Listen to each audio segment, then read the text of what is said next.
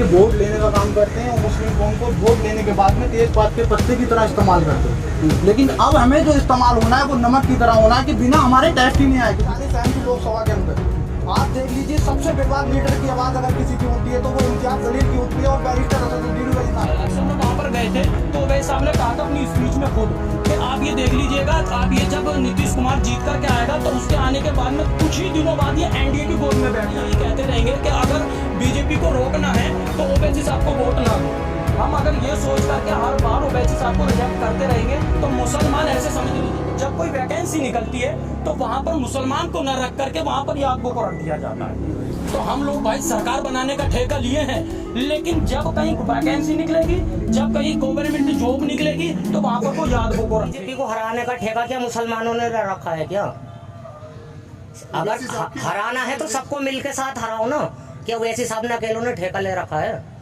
अभी चंद्रशेखर आजाद अपनी पार्टी बना रहे हैं, वो भी यहाँ पर आ रहा है, उनको तो कोई बीजेपी का एजेंट नहीं कह रहा। केजरीवाल साहब आ रहा है, उनको कोई बीजेपी का एजेंट नहीं कह रहा है। अखिलेश यादव के सगे चाचा मतलब शिवपाल यादव अपनी पार्टी बनाए हुए हैं, वो बीजेपी यहाँ सीटें उतारेंगे, उनको कोई बीजेपी का एजेंट नहीं कह रहा। बस एक अगर किसी को तकलीफ है तो दाढ़ी से टोपी से, सिर्फ वैसी से तकलीफ है और किसी को से तकलीफ नहीं है। मैं ये कहना चाहता हूँ कि हमारे जब मतलब हम 20 साल की उम्र में आज तक भी हमने ऐसा लीडर अपनी कौम के लिए नहीं देखा जैसा बैरिस्टर असदुद्दीन ओवैसी साहब हमारी कौम के लिए। और मतलब जो पिछड़े वर्ग हैं जैसे दलित, आदिवासी, सभी लोगों की आवाज़ बन के उभरे हैं। और ये जो अखिलेश यादव के जो जितने भी मतलब MP MLA साहब हैं, मतलब ये कोई काम करके तो दिखाते नहीं। आप हमारे संभल का देख लीजिए, हमने इनको 2012 के अंदर 18% आरक्षण देने की बात कही थी अखिलेश यादव ने कि 18% आरक्षण आपको देंगे हम, लेकिन उन्होंने कहाँ दिया? कुछ भी नौकरियाँ नहीं है मुस्लिमों की हमारे यहाँ। मतलब यहाँ तक कि कोई संभल में यूनिवर्सिटी नहीं है। आप देख लीजिए पढ़ाई के कहीं भी कुछ नहीं है, खाली ये वोट लेने का काम करते हैं और मुस्लिम कौम को वोट लेने के बाद में तेजपात के पत्ते की तरह इस्तेमाल करते हैं। लेकिन अब हमें जो इस्तेमाल होना है वो नमक की तरह होना है कि बिना हमारे टेस्ट ही नहीं आए किसी भी चीज में। बिल्कुल। अब हमें जो इस्तेमाल होना है वो इस तरीके से होना है कि ओवैसी साहब ने सोच दो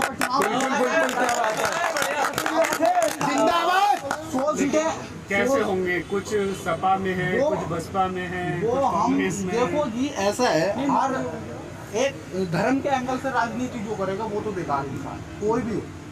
धर्म के एंगल से तो राजनीति करना बिल्कुल ही गलत है। लेकिन ओवैसी साहब जो है वो आपने तो शुरुआत में कहा ना कि हमारी कौम के लिए जिस तरह से ओवैसी जी ने आवाज उठाई है, ऐसा किसी ने देखिए हमारे मसीहा जो अब तक बन के रहे हैं वो अखिलेश यादव बन के रहे, लेकिन उन्होंने करा कुछ नहीं है हमारी कौम के लिए। अच्छा। आप देख लीजिए समाजवादी पार्टी के यहाँ पर राम गोपाल यादव भी MP रह चुके हैं, मुलायम सिंह यादव भी रह चुके हैं, और यहाँ पर देख लीजिए आज भी समाजवादी का ही कब्जा है। MP भी जी वर्ग साहब भी हमारे नहीं, वो उनकी मैं उनके बारे में कुछ नहीं कहूँगा क्योंकि वो कौम के रहनुमा है। आज भी मैं उनकी तारीफ करता हूँ, नहीं वो आवाज उठाते हैं, लेकिन हमारे लिए वो समाजवादी पार्टी से तो आवाज उठाते हैं, आपके मुद्दे पर उठाते हैं। देखिए मैं ये कहना चाहूँगा कि जो बैरिस्टर असदुद्दीन ओवैसी साहब जो हैं, हमारी पार्टी के जो बैरिस्टर असदुद्दीन ओवैसी साहब हैं, उनके हाथ में जो कमान है ना वो हक और सच बोलने के लिए है।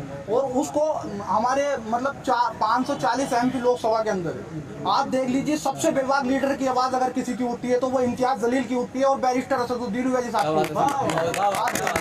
बिहार के अंदर हमने 5 सीटों पर कब्जा किया है। असदुद्दीन ओवैसी साहब की सीट मतलब 5 MLA की सीट आई है, वहाँ पर आप देख लीजिए विकास की लहरें बह रही हैं। विकास की लहरें बह रही हैं।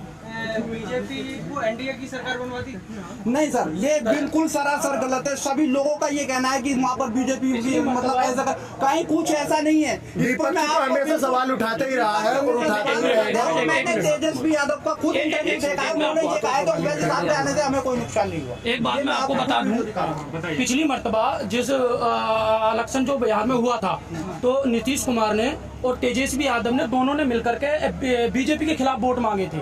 नीतीश कुमार ने चीख कर कहा था कि बीजेपी को अगर रोकना है तो नीतीश कुमार को और तेजस्वी यादव को वोट देना है, और दोनों ने मिलकर के सरकार बनाई। लेकिन ओवैसी साहब जब पिछले इलेक्शन में वहां पर गए थे तो ओवैसी साहब ने कहा था अपनी स्पीच में खुद कि आप ये देख लीजिएगा, आप ये जब नीतीश कुमार जीत करके आएगा तो उसके आने के बाद में कुछ ही दिनों बाद ये एनडीए की गोद में बैठ जाएगा जाकर के। और वैसा ही हुआ, थोड़े दिन वहां पर सरकार बनाई, तेजस्वी यादव को उप मुख्यमंत्री बनाया, और उसके बाद में नीतीश कुमार ने जाकर के बीजेपी के साथ में सरकार चलाई और पूरे 5 साल फिर उसको सरकार को चलाया।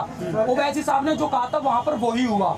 हमने वहां के लोगों ने ओवैसी साहब की बात को अगर पहले ही फॉलो करते तो वहां पर नीतीश कुमार की जगह पर वो तेजस्वी यादव को बनाते और ओवैसी साहब की कुछ सीटें ला करके अगले इलेक्शन में वो ओवैसी साहब को शामिल करते, ना कि नीतीश कुमार को।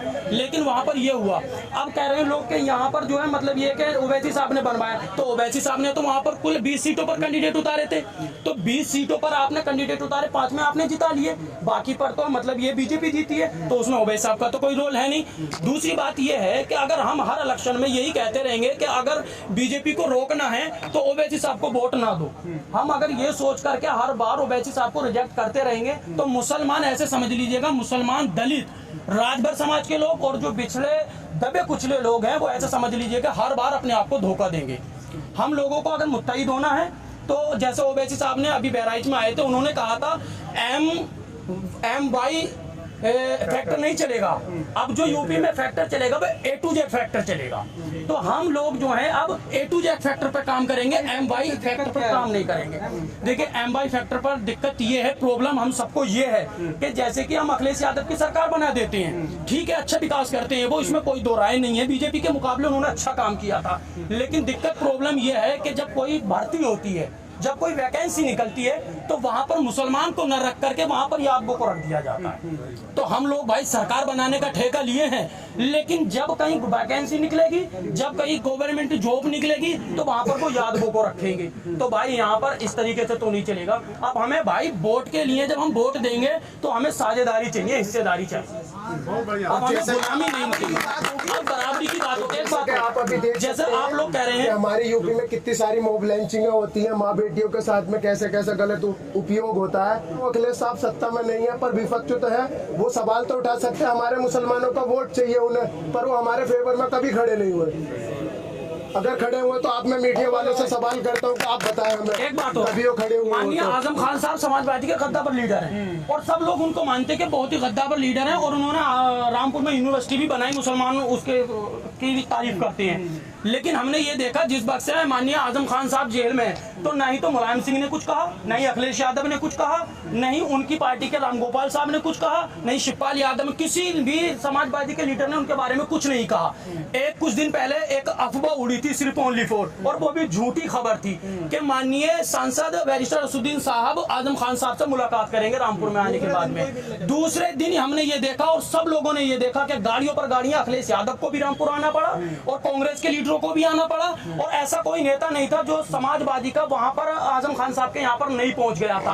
अरे जिसकी अफवाह में इतना दम है कि अखिलेश यादव को आजम खान के घर पर ला सकता है, तो मैं जानता हूं अगर सच में आजम खान से मिलने ओवैसी साहब चले जाएं तो यूपी में सरकार ला सकते हैं, यूपी में सरकार ला सकते हैं। हम नहीं कहते हैं, देखिए हमारे कैंडिडेट 100 सीटों पर खड़े होंगे, माननीय हमारे बैरिस्टर असदुद्दीन साहब का कहना है कि हम 100 सीटों पर कैंडिडेट खड़े करेंगे, 100 सीटों से हम मानते हैं हम अपनी सरकार नहीं बना सकते, लेकिन हमारा कहना यह है हम 100 सीटों पर कैंडिडेट खड़ा करने के बाद में, हम अपने कैंडिडेटों को जिताने के बाद में अगर बीएसपी को जरूरत पड़े सरकार बना ले गठबंधन से, समाजवादी को जरूरत पड़े गठबंधन बना ले, इन दोनों के लिए खुले हुए दरवाजे हैं। और बाकी हमारे अलायंस के साथ में जो हमारा मतलब ये है राजभर साहब के सामने जो अनाउंसमेंट हुआ है उसके साथ जो हमारे दल हैं वो तो है ही हैं।